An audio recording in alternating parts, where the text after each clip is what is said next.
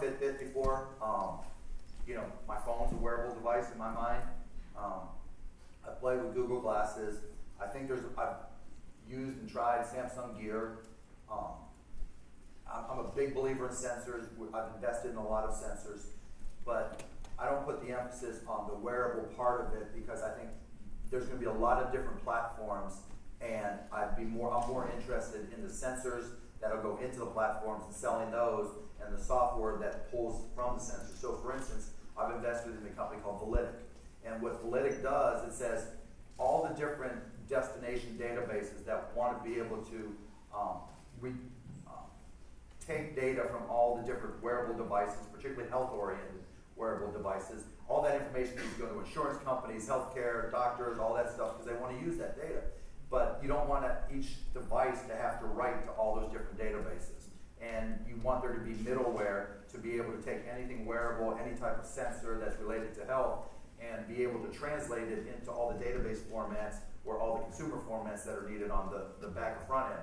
And so that's what this company does. They work with all the different ones. And so that's what I try to do is get in between.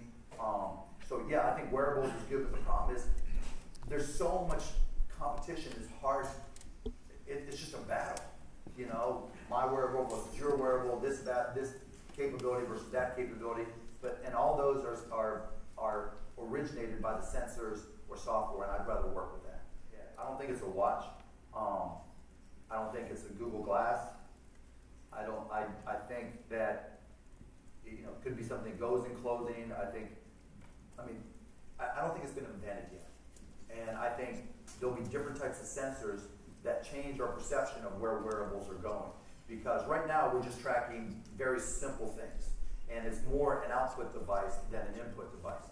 And I think it's more, the greatest upside will be as an input device, pulling different types of sensor information, whether it's on the outside, what's the weather, what's the precipitation, what's all these different things, what's the pollen count, right?